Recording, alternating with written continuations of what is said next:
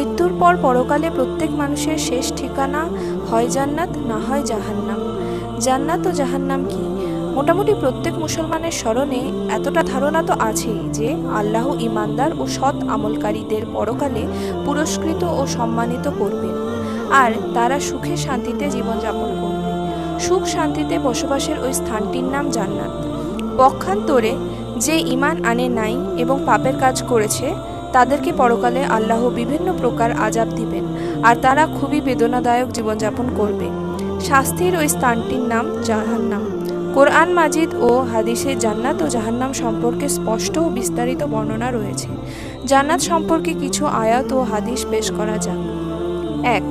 জান্নাতের প্রশস্ততা আকাশ ও জমিন সম, সূরা আল ইমরান ১৩৩। ২.